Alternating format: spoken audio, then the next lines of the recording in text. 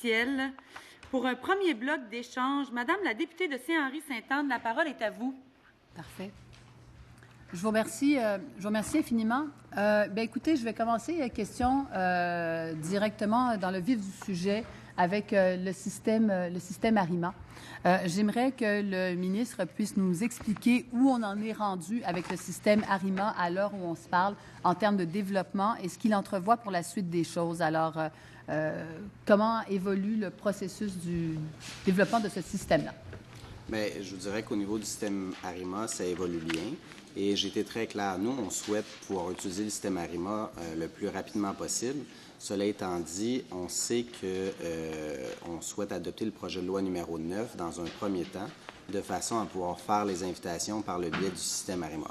Donc, vous le savez, le précédent gouvernement a développé le système ARIMA on peut déposer une déclaration d'intérêt depuis le 2 août 2018 dans le système ARIMA. Et donc, depuis le 2 août, il y a plus de 100 000 dossiers, 100 000 déclarations d'intérêt qui ont été déposées dans le système ARIMA. Donc, on va pouvoir l'utiliser éventuellement.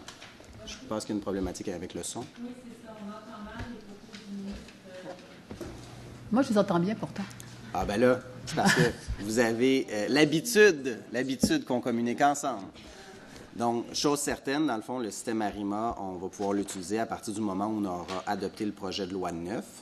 Et donc, on attend après l'opposition officielle qu'elle participe de façon constructive au débat pour l'étude du projet de loi 9. Oui. L'opposition participe. Elle attend à ce que le ministre... L'opposition participe, elle attend à ce que le ministre réponde aux questions.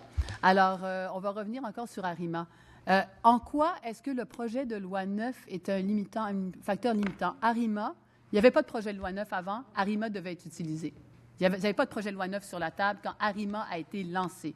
Aujourd'hui, vous avez la capacité d'utiliser le système ARIMA. Il ne dépend pas du projet de loi 9. En fait, vous savez, on se retrouve dans une situation où il y a un inventaire présentement au gouvernement du Québec qui a été laissé par votre formation politique relativement au nombre de dossiers. Le projet de loi 9, ce qu'il fait nécessairement, c'est qu'il rembourse l'inventaire, les dossiers, et notamment, on souhaite que les gens invitent et fassent une déclaration d'intérêt dans ARIMA de façon à faire en sorte qu'ils puissent déposer leur candidature et qu'ils soient désormais sélectionnés et invités en fonction de leur profil de compétences. On change parce que ARIMA, vous le savez, là, tout comme moi, là, que ARIMA, c'est basé sur le profil de l'individu, basé sur les besoins du marché du travail. Et le projet de loi 9, notamment, ce qu'il fait, c'est qu'il donne des outils, et notamment, on va utiliser ARIMA pour s'assurer d'avoir des outils pour toutes les clientèles immigrantes, qu'elles soient temporaires ou permanentes, pour pouvoir utiliser ARIMA aussi pour répondre aux besoins du marché du travail. Mais pour faire ça, pour que les gens puissent obtenir leur CSQ à l'intérieur de 6 mois, il faut s'assurer de pouvoir faire adopter le projet de loi 9 parce que la pénurie de main-d'œuvre dans les différentes régions du Québec, elle est criante. Vous le savez, vous avez laissé 118 000 emplois de disponibles. Nous, ce qu'on veut, c'est arrimer le profil des gens qui sont candidats à l'immigration avec les besoins du marché du travail. Merci, Monsieur le ministre. Madame la députée de Saint-Henri-Sainte-Anne. Ma question est très claire. Ma question est la suivante. Le système ARIMA n'a pas besoin de l'adoption du projet de loi 9 pour être opéré, n'est-ce pas? Vous n'avez pas besoin du projet de loi 9 pour opérer le système. En fait, le système a été mis en place depuis l'année dernière. Aujourd'hui, il n'a pas besoin de l'adoption d'un projet de loi pour le faire fonctionner. Si demain matin, vous décidez que vous voulez utiliser le système ARIMA, vous pouvez le faire sans le projet de loi 9. Peut-être que ce n'est pas optimal dans la manière dont vous considérez les choses, mais vous pouvez le faire. Bien, en fait, vous savez, le système ARIMA, il est opérationnel. Cela étant dit, on se retrouve dans une situation où vous vous retrouvez avec un inventaire de dossiers à la fois au gouvernement fédéral que vous avez laissé, plus de 40 000 dossiers au niveau du gouvernement fédéral, au Québec également. Donc, vous avez plus de 100 000 personnes qui sont dans le processus d'attente. Donc, il serait inopportun d'utiliser le système ARIMA avant l'adoption du projet de loi 9, considérant le fait que ce que nous avons de besoin relativement au profil des candidats en matière de main-d'œuvre doit correspondre aux besoins des entreprises dans les différentes régions du Québec. Et ça, Madame la Présidente, je m'explique mal que le Parti libéral du Québec ne comprenne pas cela, parce qu'on se retrouve dans une situation où on nous dit, écoutez, il y a une pénurie de main-d'œuvre, oui, mais le projet de loi 9 va permettre de donner des outils aux entreprises, de donner des outils aux personnes immigrantes en matière de francisation, en matière d'intégration. L'ensemble du monde économique salue le dépôt du projet de loi 9. Ils souhaitent qu'il soit adopté pour pouvoir éventuellement utiliser le système ARIMA. Alors, moi, ce que je dis à la députée de Saint-Henri-Sainte-Anne, c'est travaillons de façon constructive sur l'adoption du projet de loi 9. Oui, Madame la députée de Saint-Henri-Sainte-Anne. Longue réponse. Confirme qu'il peut totalement faire utiliser le système ARIMA indépendamment de l'adoption du projet de loi 9. C'est ce qu'il confirme dans la réponse. Il le juge inopportun, pas souhaitable. Il y a différents qualificatifs qui ont été utilisés, mais il est parfaitement opérationnel. Donc, on n'a pas besoin d'attendre l'adoption du projet de loi pour le faire avancer. Dans le système ARIMA, aujourd'hui, vous avez 102 000 demandes qui ont été effectuées. 102 000 demandes. Où en est-on pour pouvoir faire une invitation? Vous pourriez inviter les gens à appliquer dans le système ARIMA. Votre intention est de le faire après le projet de loi parce que c'est votre prérogative, c'est ça? Oui. Monsieur le ministre? Madame la Présidente, je crois que la députée de Saint-Henri-Sainte-Anne sait très bien comment fonctionne le système ARIMA, mais il y a quelques spécifications à apporter parce que ce ne sont pas des demandes, les 109 000 demandes, ce sont des déclarations d'intérêt. Donc, c'est une procédure en 2 étapes.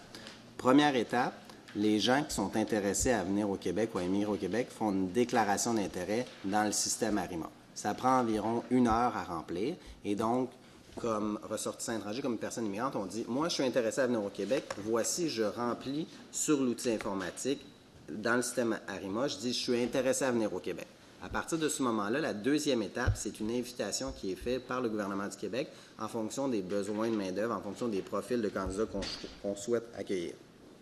Pour revenir à la question de la députée de Saint-Henri-Sainte-Anne, l'utilisation du système ARIMA revient au gouvernement du Québec, il est vrai. Dans une situation présentement où vous avez uniquement sur l'inventaire québécois 18 000 dossiers qui représentent environ 40 000 personnes sur le volet québécois uniquement. Ensuite, vous avez le volet fédéral aussi. Vous avez 40 000 dossiers qui représentent environ 60 000 personnes. Donc, le CSQ a déjà été émis. Donc, la députée de Saint-Henri-Sainte-Anne nous dit en Chambre, traitez les dossiers, créez davantage d'inventaire. Moi, je ne suis pas dans cette logique-là. Je suis dans la logique de dire aux gens qu'on va accueillir au Québec, ils vont pouvoir avoir un emploi à la hauteur de leurs compétences. Ce qu'elle m'invite à faire, Madame la Présidente, c'est de continuer comme ça fonctionnait avant, puis de faire en sorte qu'il y a des rêves déçus, il y a des rêves brisés, puis que les gens ne réussiront pas à trouver un emploi en fonction des besoins du marché du travail, parce qu'il n'y a pas d'adéquation entre le profil de la personne puis les jobs qui sont disponibles. Puis ça, on s'assure de résoudre cette situation-là avec le projet de loi 9. Merci. Madame la députée de Saint-Henri-Sainte-Anne. Le ministre nous confirme qu'il est capable de faire les invitations, mais qu'il refuse de le faire à cause de chiffres arbitraires qu'il a décidé de descendre à 40 000. C'est ça sa limitation présentement. Il n'y a pas d'autre limitation. La limitation vient du fait qu'on passe de 50 000 à 40 000 et qu'il veut être certain de ne pas dépasser son seuil de 40 000.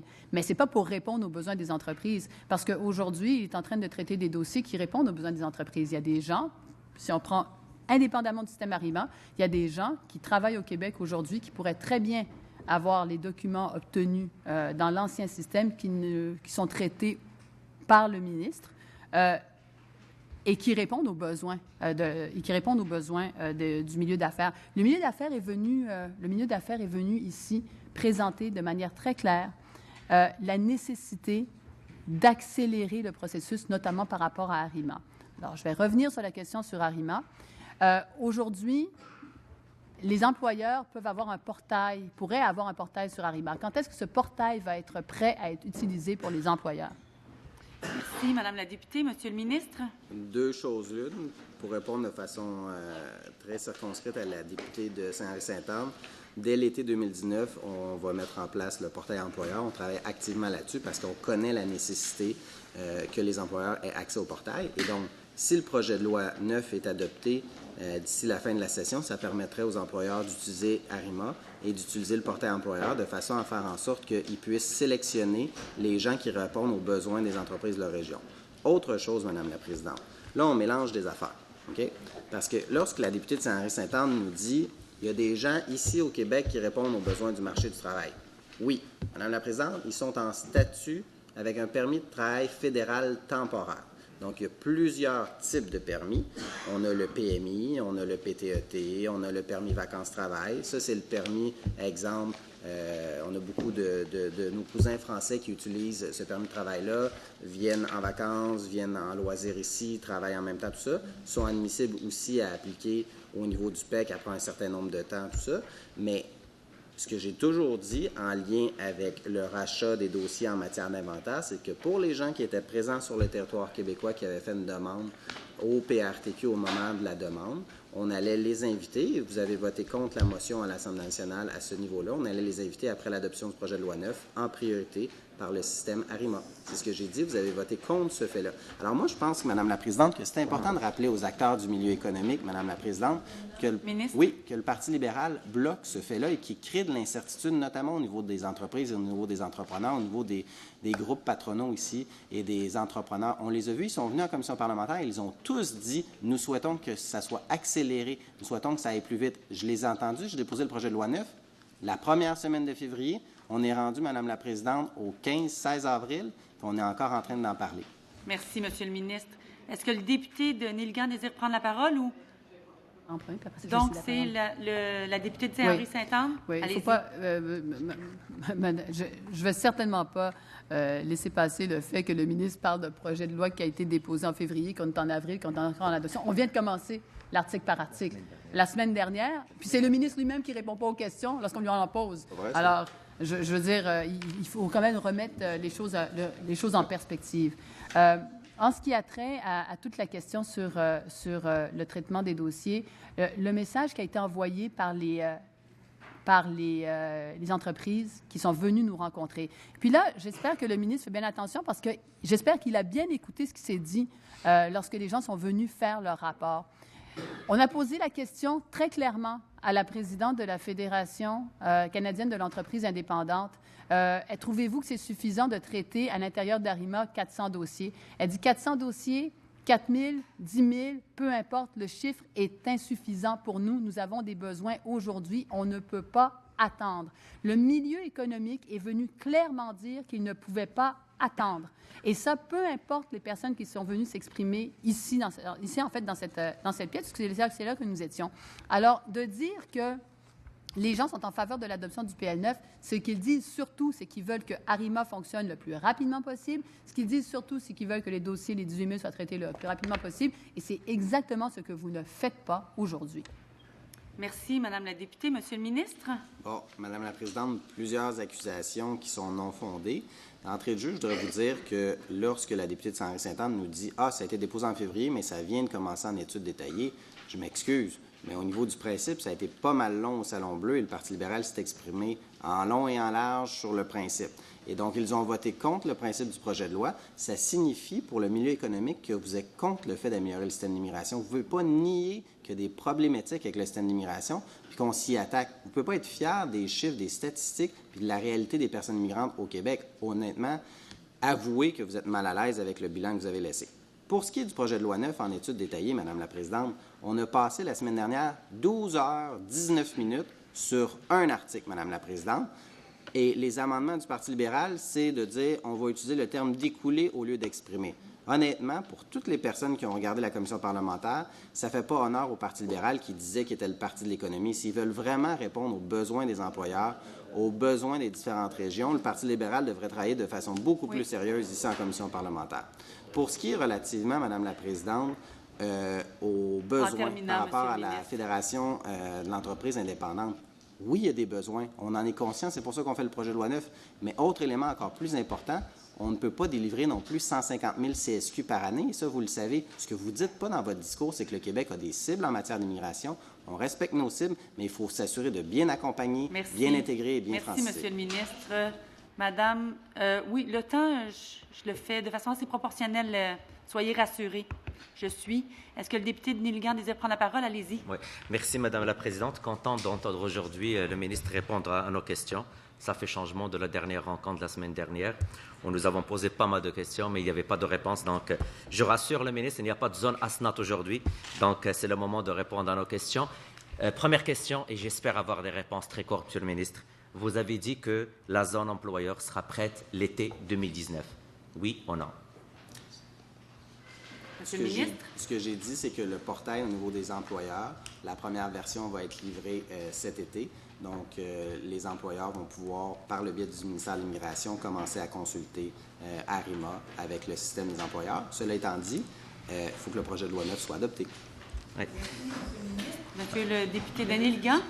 Merci, Madame la Présidente. Écoutez, j'ai de sérieuses inquiétudes par rapport au portail Arima parce que, selon votre logique, vous voulez qu'il y ait un arrimage entre les besoins du marché du travail et les immigrants qu'on va accueillir. On est rendu au mois d'avril, la plateforme n'est pas disponible. Je ne pense même pas qu'il y a un draft ou un essai ou quelque chose pour voir est-ce que ça marche. Et baser tout ça sur les besoins du marché du travail, ça veut dire que dans le puzzle, ça manque une pièce très importante, c'est les employeurs. Donc, ce qu'on peut conclure aujourd'hui, c'est que vous n'êtes pas encore prêts. Donc, le fait de dire qu'on attend le projet de loi 9, c'est une bonne ou mauvaise excuse, parce que même si on adopte aujourd'hui, on adopte le projet de loi 9, Arima n'est pas prêt, Monsieur le ministre. Ah non, c'est pas vrai. Arima n'est pas prêt. Ben, vous voulez de le dire, Madame la Présidente. Le ministre vient de nous répondre que Arima va être prêt l'été 2019. Il n'y a pas d'essai. Arima, il n'est pas encore prêt. Donc, juste, Madame la Présidente, il faut arrêter de dire que c'est le projet de loi 9, c'est l'opposition officielle qui retarde, c'est les positions officielles qui passent. Nous avons le droit de poser des amendements, Madame la Présidente. C'est les règles démocratiques, c'est les règles des commissions parlementaires. Et si on est là, c'est parce qu'on veut poser les bonnes questions, Madame la Présidente. Donc, Monsieur le ministre, s'il vous plaît, est-ce que vous pouvez nous confirmer que la pièce la plus importante à Arima, à savoir le portail employeur, que c'est eux qui vont recruter et non pas le ministère de l'Immigration, n'est pas prête. Et par conséquent, votre ministère n'est pas encore prêt à passer en mode arrimage. Merci, Monsieur le député. Monsieur le ministre? La réponse à cette question-là, Madame la Présidente, c'est non. Ce que le député Néligan vient de dire, c'est faux. Le système Arima, il devrait parler à sa collègue de Saint-Henri-Sainte-Anne. Le système Arima peut être utilisé depuis le 2 août 2018. Okay? Il n'a pas été fait par le précédent gouvernement libéral. Nous, on n'utilise pas le système Arima parce que, notamment, le Parti libéral a laissé un inventaire de dossiers de plus de 18 000 dossiers, juste sur le volet québécois. Avec le projet de loi 9, ce qu'on fait, c'est qu'on rembourse pour s'assurer que les personnes qu'on va sélectionner avec le système Arima correspondent aux besoins du marché du travail. Premier élément. Deuxième élément. Cet été, ce qui va être disponible, parce que le système Arima, il peut fonctionner, il est autonome en soi. Ce que l'on fait, c'est qu'on ajoute des modules, parce que lorsque le système Arima a été lancé par le Parti libéral du Québec en août 2018, il n'y avait pas prévu tous les modules. Ils ont fait une partie de la job comme d'habitude.